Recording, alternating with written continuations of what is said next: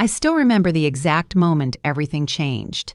It was a Tuesday morning in late October, and the trees outside my kitchen window had turned that deep amber color I've always loved. I was standing at the counter with my coffee, just the way I like it, a little too strong with 1 sugar, and I was looking at my phone. The banking app was open. I'd opened it to check something small, something routine, the way you do when you're not really expecting to see anything surprising. But the number on the screen didn't make sense. I blinked. I looked again. I set my coffee down. $41,212. Gone. I stood there for a long time. The coffee went cold. The trees outside kept their color. The world kept turning. And I just stood there in my kitchen, in my bathrobe, with the morning light coming through the curtains, trying to understand how a number I had spent 23 years building could simply disappear overnight. I didn't scream. I didn't cry. Not right then. I just stood there, very still, the way you do when something is so painful that your body doesn't know yet how to react. And I thought about my daughter. My name is Carol. I'm 61 years old, and I live alone now in a small house in central Ohio. It's a quiet neighborhood, the kind where people wave from their driveways and the mail carrier knows your name. I have 2 flower beds that I tend in the spring, a cat named Ginger who has never once listened to anything I've said, and a habit of watching old movies on Friday nights with a bowl of popcorn that I tell myself is a perfectly dignified way to spend an evening. I'm not a dramatic person. I never have been. I grew up in a household where you kept things close to your chest, where you worked hard and didn't complain, where love was shown through action rather than words. My mother was that way, her mother before her, and I carried that into my own life, into my own motherhood, without ever really questioning whether that quiet way of loving was enough. I want you to understand who I was before all of this, because the story I'm about to tell you is not just about money, it's about something much harder to name. It's about the invisible labor of loving someone completely, of pouring yourself into another person's life for decades, and then one day realizing that somewhere along the way, they stopped seeing you as a person. They started seeing you as a resource. I was 22 when I had my daughter, Melissa. Young, yes. Unprepared, absolutely. But I loved her with everything I had from the very first second I held her.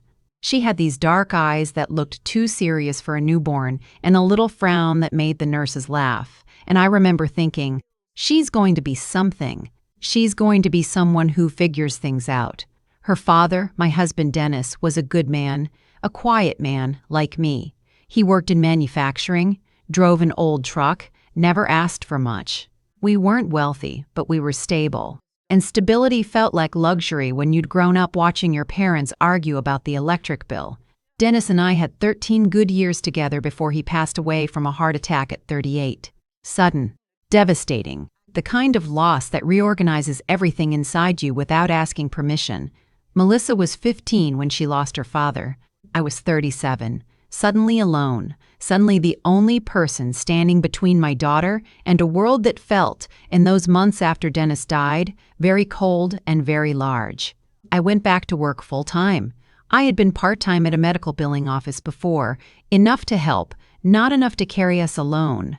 After Dennis died, I went full-time, and then eventually I went back to school at night to get certified in medical coding so I could move up. Melissa used to wait up for me some nights when I came home late. She'd be sitting at the kitchen table doing homework, and I'd come in tired and carrying my textbooks, and she'd look up and say, "Mom, you look tired," in this very matter-of-fact way that somehow made me feel seen. Those years were hard, but they were ours. We built something together in that small house.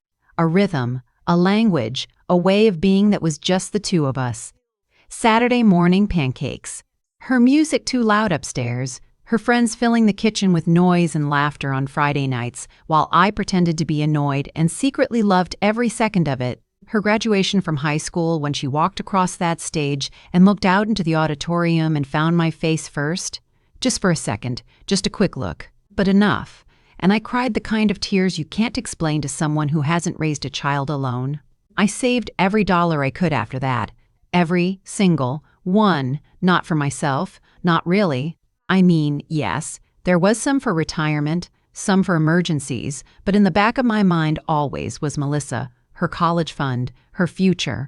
The idea that I could hand her something solid when she stepped out into the world, something she could stand on.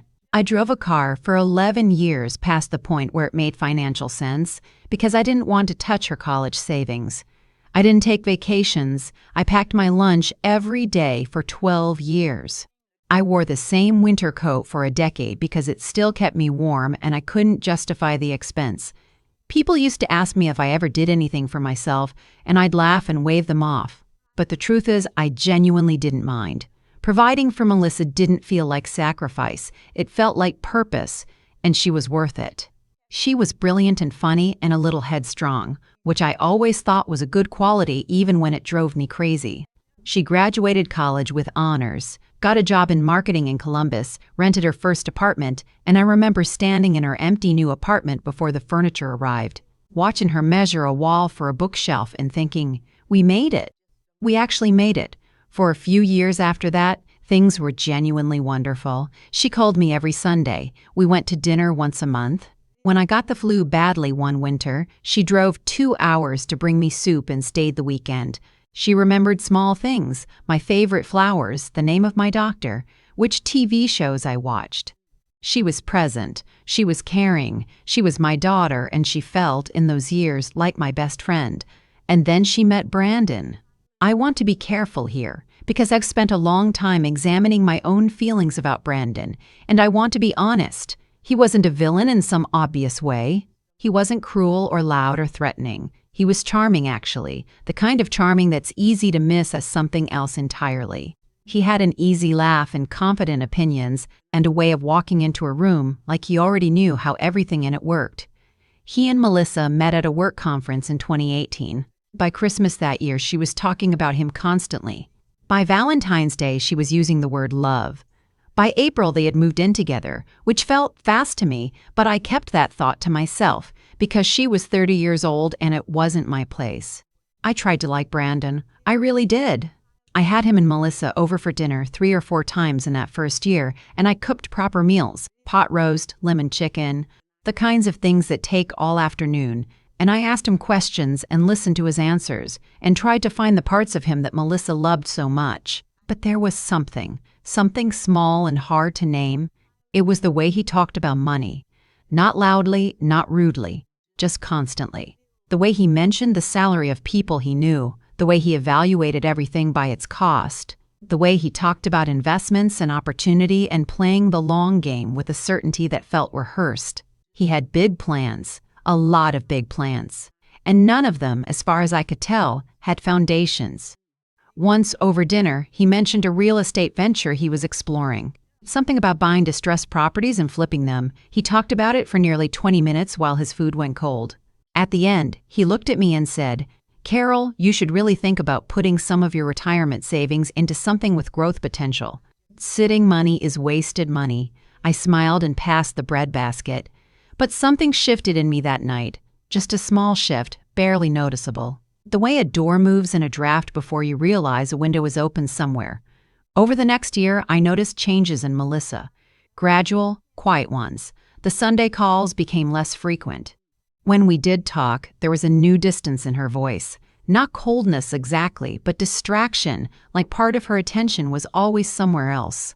She started talking about money more, the way Brandon did. She mentioned credit scores and property values and tax strategies in conversations that used to be about her friends, her work, her dreams.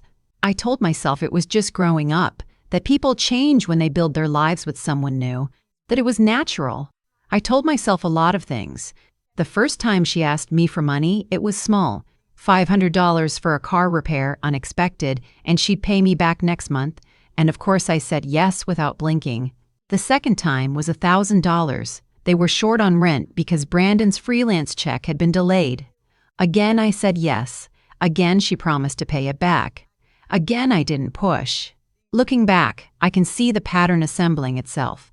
But when you love someone, you don't see patterns. You see isolated moments, each with its own reasonable explanation. You give benefit of the doubt because the alternative, that your child might be using you, is a thought so painful that your mind just quietly refuses to complete it. The calls kept coming a little more frequently, for a little more money each time. $2,000 for a medical bill, $1,500 for a home repair Brandon had apparently started and couldn't finish without more materials. $3,000 toward a security deposit on a bigger apartment because they really needed more space. Each time I gave what she asked.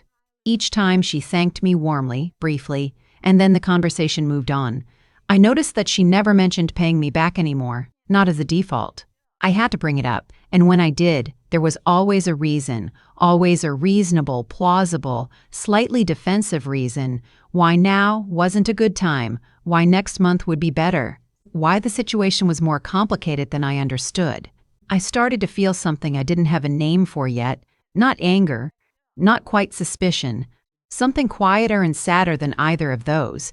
Something like being slowly moved from the center of a room to a corner of it and not being sure exactly when the movement began. One evening in the spring of 2021, Melissa called and asked if we could meet for lunch that Saturday, just the two of us. I felt a little lift in my chest at that. Just the two of us, the way it used to be. I drove 40 minutes to the restaurant she chose, a nice place, nicer than our usual spots. I got there early and sat at the table feeling almost like myself again.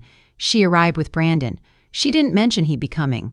And I sat there across from both of them with my menu open, rearranging my face into something welcoming and thought, okay, it's fine. Lunch was pleasant on the surface. We talked about general things, news, neighbors, a cousin's recent engagement. And then, over dessert, Brandon leaned forward slightly and laced his fingers together on the table and said he wanted to run something by me. There was a property. A duplex in a neighborhood that was, he said, on the verge of becoming very desirable. He'd been watching it for months. The numbers made sense, the timing was right. He had most of the down payment but was short by $40,000, and if I could contribute that amount, as an investment, not a gift, as a real financial partnership with proper returns, I would see that money back threefold within 5 years. He had a folder. He slid it across the table toward me. It had printouts in it, charts, neighborhood comparison data. I looked at the folder. I looked at Melissa. She was watching me with an expression I hadn't seen on her face before. Careful, hoping, waiting. I said I would think about it. I said it politely, the way I was raised to say things, and I smiled, and we finished our coffee, and I drove home 40 minutes in the dark with the radio off. I didn't sleep much that night. I lay in bed and stared at the ceiling and ran through every conversation, every borrowed amount, every delayed repayment, every slight change in Melissa's voice and presence over the preceding 3 years. I added up the money I'd already given her, or lent her, or whatever the right word was, and the number came out to just over $14,000. $14,000 that had never been mentioned again. And now they wanted 40 more. I didn't say yes. But I didn't say no either, not right away, and that hesitation cost me more than I knew. Over the following weeks, there were more lunches, more phone calls, more conversations about the investment. Brandon was patient and persistent and very good at making things sound logical. Melissa chimed in with softer appeals about how this was a chance for them to really get ahead, about how stressful their financial situation had been, about how much it would mean to them, how it would change everything. And I want to tell you something honest. I knew. Somewhere under all the doubt and love and hope, I knew. I knew the way you know a storm is coming even before the clouds change color. I knew the way you know when a story someone's telling you has details that don't quite line up. I knew. But I loved my daughter. And I wanted to believe I was wrong.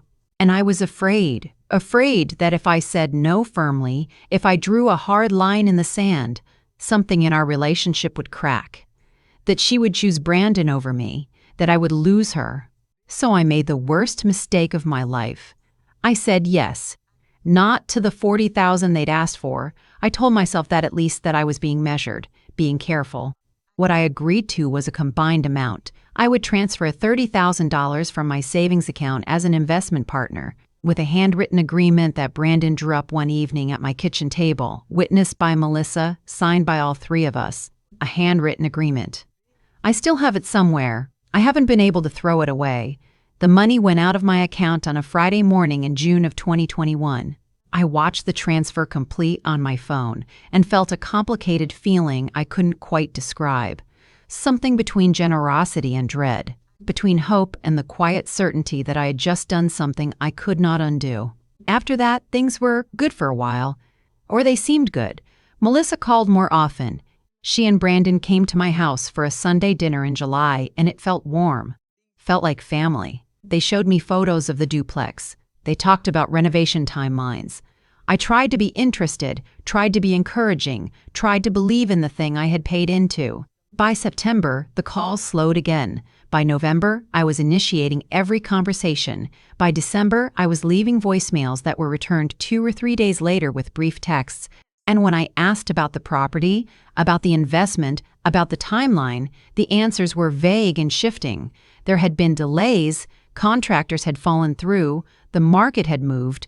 It was complicated, she'd explain everything soon. There was a lot going on. I spent Christmas alone that year. Melissa and Brandon had gone to his family in Michigan.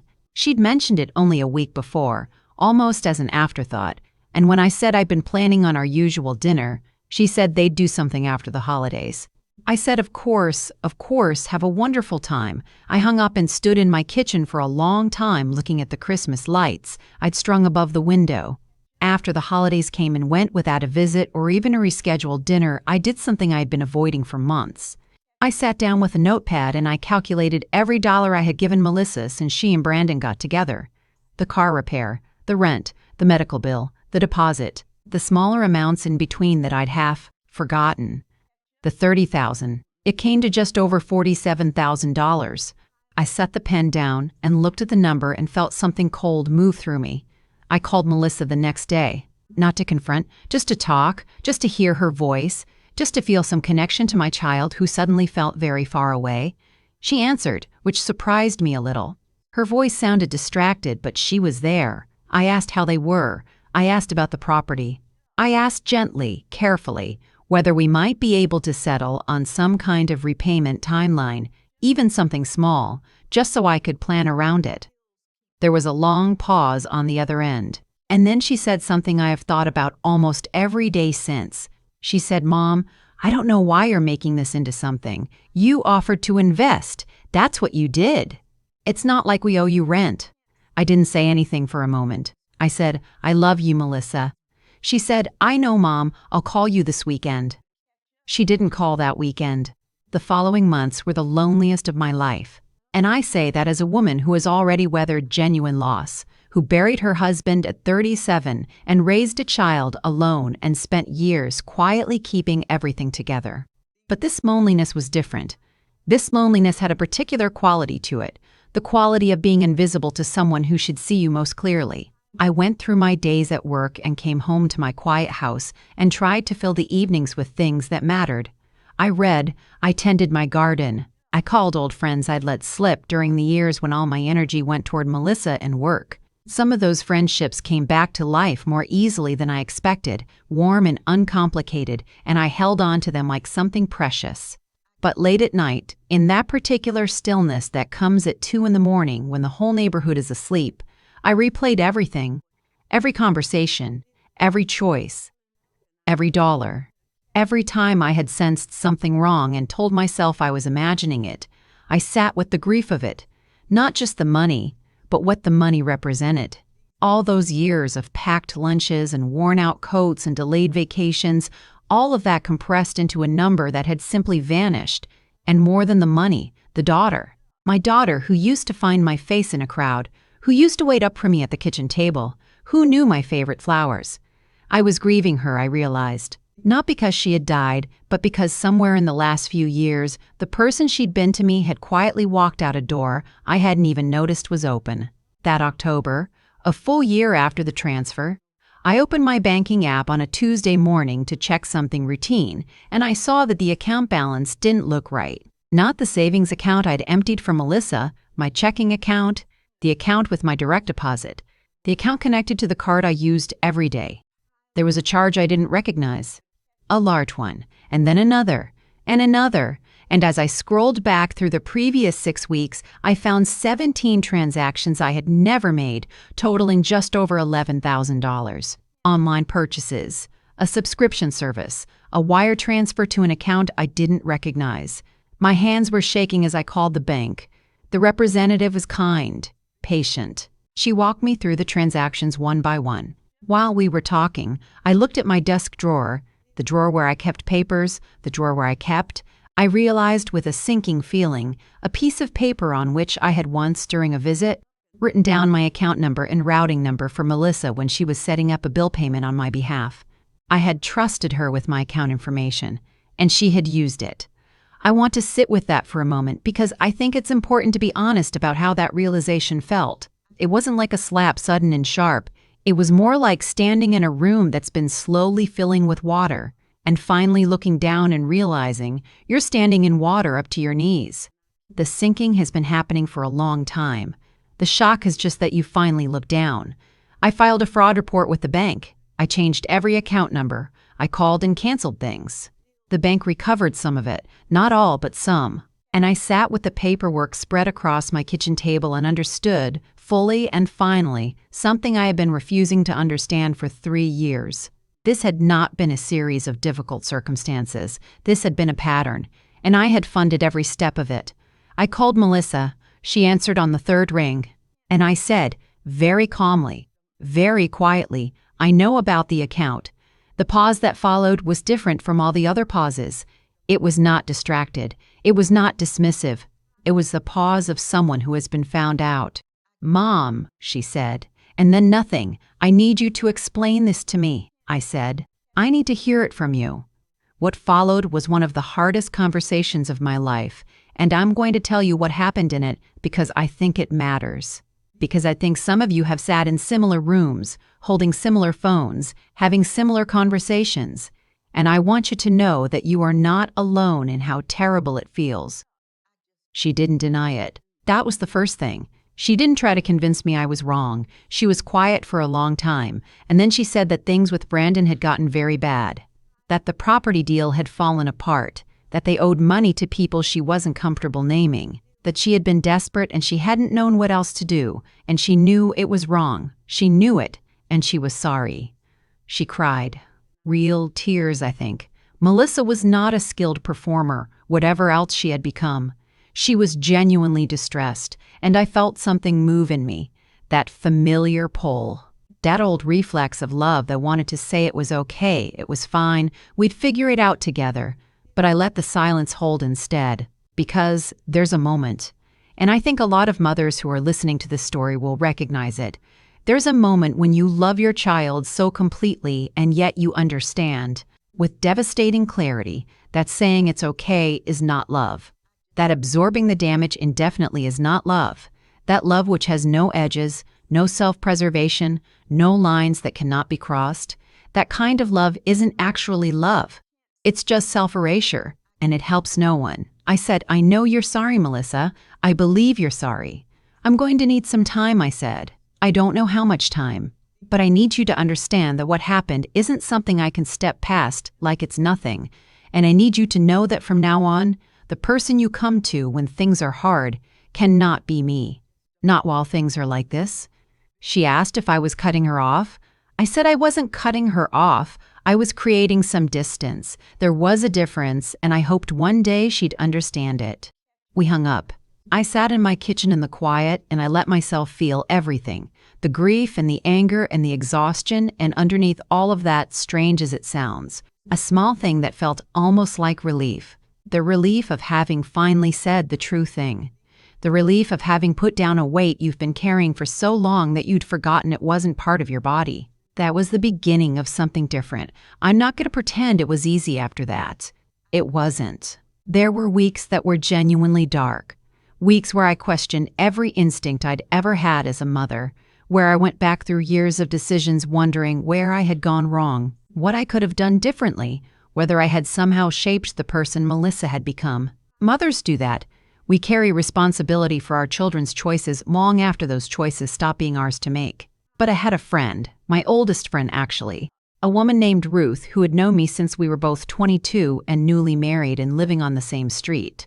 Ruth had seen all of it. The years with Dennis, the years after Dennis, the years of scrimping and saving and pouring everything into Melissa's future. And Ruth, who is a very plain-spoken woman, said to me one evening while we were sitting on my back porch in the summer dark, Carol, you spent 30 years giving that girl everything you had. Whatever she does with it, whatever she became, that's not on you anymore." It's a simple thing to say, but I needed someone to say it. I started seeing a therapist that fall. I thought about it many times over the years, but it always felt vaguely that therapy was for crises, for breakdowns, and that I wasn't quite at that threshold. But I've since revised my definition of a threshold. You don't have to be on the floor.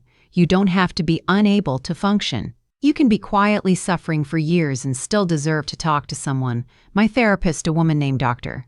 Hartley, was direct and perceptive and asked questions that made me stop and actually think before answering. Over our first several sessions, we talked about patterns. Not just the patterns in what Melissa had done, but the patterns in me. The way I had been trained from childhood to prioritize others' needs over my own. The way I had conflated financial generosity with proof of love. The way I had confused being needed with being loved, and how those are two entirely different things.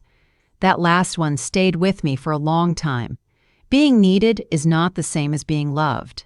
And I had for so many years accepted the first as a substitute for the second, from Dennis, who was a good man but rarely emotionally expressive. And after Dennis, from Melissa, who had needed me so completely in those early years that I had built my entire sense of worth around being necessary to her. And when she no longer needed me, when she had Brandon and a life that ran on its own, I had unconsciously found other ways to make myself necessary, financial ways, material ways. I had paid to be in my daughter's life. I had to sit with that truth for a long time before I could stop flinching at it. That winter, I started doing things I had put off for years. Small things, but real ones. I booked a trip to Vermont, just a long weekend, just me, to see the fall foliage I had always said I wanted to see and never had. I signed up for a pottery class at the community center, something I had seen advertised for 2 years and always found a reason to skip. I started cooking meals I actually wanted to eat rather than cooking the way I always had, in large batches designed to feed a family that no longer came to my table. I bought a new winter coat, the first one in 12 years. I know that sounds like a small thing, but standing in the store and choosing something because I liked it, because it fit well and the color pleased me, without calculating how much I could save by waiting another year, that felt significant. That felt like something returning to me that I hadn't realized I'd been missing. Ginger the cat, my perpetually indifferent orange tabby, started sleeping on my bed that winter. She had never done that before. I don't know what changed for her, but I was grateful for the company, and I told her so, and she regarded me with the dignified disinterest of a creature who knows she is adored. Spring came. Then summer. I heard from Melissa occasionally, a text now and then, brief, cautious. She and Brandon had apparently separated. I received this information from her in a very short message with no context and didn't ask for more. I texted back to say I was there if she ever wanted to talk. She didn't respond to that particular message, but she sent a photo of her new apartment a few weeks later, a small place with a lot of windows. I responded with a heart. It was not the relationship I had imagined. It was not the closeness I had believed we had. But it was the truth of what we were, and there is something to be said for truth. Even a painful one. I want to tell you about something that happened in the spring of my second year of rebuilding. Not because it's dramatic, it isn't particularly, but because it was the moment I understood what people mean when they say that life has its own way of answering. I had been at a small gathering at Ruth's house, just 5 or 6 women, the kind of evening that runs long and easy with good food and comfortable conversation. Driving home, I stopped at a gas station for coffee, and while I was standing at the counter, I heard 2 women in line behind me having a conversation. They didn't know me. They weren't talking to me, but I caught fragments. They were talking about a real estate deal that had collapsed, about a man who had borrowed money from multiple people under the premise of a property investment, about legal trouble, about accounts frozen, about a woman who had apparently been the last to know. I didn't hear the name. I didn't need to. I paid for my coffee and walked to my car and sat in the parking lot for a moment with the engine running. I hadn't wished anything bad on Brandon. I want to be clear about that. Whatever he had done, I hadn't spent my quiet evenings building elaborate visions of his misfortune. That kind of thing eats you from the inside, and I had enough to work through without adding that. But sitting in that parking lot, hearing the edges of a story that sounded so much like my own story, I felt something release. Some last knot of tension I hadn't even known I was holding. Because whatever happened, the world had a memory. Actions have consequences that accumulate whether or not we're watching. You don't have to stay angry. You don't have to keep score. The universe keeps its own accounts. I drove home with the windows down, even though it was only April and still a little cold. Ginger was waiting at the door, which she never does. She headbutted my ankle once, which is the closest she gets to affection, and then wandered back to the kitchen. I stood in my entryway for a moment and looked at my house. At the photographs on the wall, Dennis, Melissa as a baby, Melissa at her graduation, my own mother. At the pottery vase I had made in class, crooked and charming, sitting on the hall table. At the new coat hanging by the door. At the life I had rebuilt around myself. Smaller and quieter and more genuinely mine than anything I'd had before. I thought about all the things I used to think were love. The sacrifices, the silences, the constant accommodation. The way I had bent and bent and bent without ever asking if the bending was even noticed. I thought about what love actually looks like when you strip away the performance of it, when you clear away the guilt and the fear of being needed and the old ingrained habit of making yourself small so others can feel large. Love is presence. Love is honesty. Love is saying, I see what's happening here and I can't pretend I don't. Love is boundaries, not walls but fences. The kind with gates, the kind that say, here is where I end and you begin, and I respect that line because I respect both of us. I have thought a great deal about Melissa, about the girl who waited up for me at the kitchen table, about the woman who stood in her first apartment measuring a wall, about who she was before Brandon and what she might become after him. I don't know yet, that story isn't finished. What I know is this, if she comes to me again, I will not meet her with a closed door. But I also won't meet her with a checkbook. I'll meet her with honesty and love and clear eyes. I'll meet her the way I should have from the beginning, not as a resource, not as a rescuer, but as her mother, who loves her, who will not be consumed by that love. There is something I want to say to anyone who is hearing this story and recognizing something in it, something they've been quietly naming or refusing to name in their own lives. Your love does not have to be proven by sacrifice. Your worth is not measured in what you give away. The people who truly love you will not need you to bleed to show it. And the moment you begin to feel that you have to earn your place in someone's life, especially your own child's life, that is the moment to go very still and very quiet and listen to that feeling. Because that feeling knows something. I lost $47,000. More than that, I lost years of uncomplicated closeness with my daughter that I'll never get back in exactly the form I once had. I lost some version of the future I had planned, the retirement that looks slightly different now, the cushion that's smaller, the plans that had to be revised. But I found something else. I found at 61 years old the beginning of a life that actually belongs to me. Days that are peaceful on their own terms, not peaceful because I'd managed everyone else's distress. Friendships that are mutual and nourishing, a pottery class I'm still taking, and I'm actually getting better. The vases are less crooked now. A trip I booked to see the coast in Maine, something I've wanted to do since I was a young woman with Dennis and never did. A coat I genuinely like. A small orange cat who has begun to consider me worth sleeping near. A sense of myself that doesn't depend on being needed. That is not nothing. In fact, some days it feels like everything. I still remember the exact moment everything changed. That Tuesday morning in October, the cold coffee, the amber trees outside the window, the number on the screen that didn't make sense. I stayed quiet for a long time after that. I didn't rage. I didn't perform my grief. I just kept moving, kept building, kept choosing, slowly and quietly, the life that was actually mine to live. And life, as it turns out, had its own way of answering. It always does. If this story touched something in you, if you recognized a moment, a feeling, a quiet grief you've been carrying and haven't quite named, I want you to know that you are not alone in it. Thousands of people carry these kinds of stories in silence, telling themselves it was their fault, telling themselves it was their fault, telling themselves they should have known better, telling themselves they don't deserve to grieve something they chose. You deserve to grieve it. You deserve to rebuild. And you deserve to tell your story. If you're comfortable, leave a comment below. Not for me, for the person scrolling through who needs to see that someone else has been exactly where they are right now. Tell me one thing you did to take your life back, even something small. I read every single comment, and every single one matters to me. If this story meant something to you, share it with someone who needs it. Not because the numbers need to grow, but because the right story at the right moment can be the thing that finally gives someone permission to say, I see what's happening, and I deserve better. Take care of yourselves, take care of each other, and subscribe if you want more stories like this one. True, honest, ordinary stories of people finding their way back to themselves. I'll be here.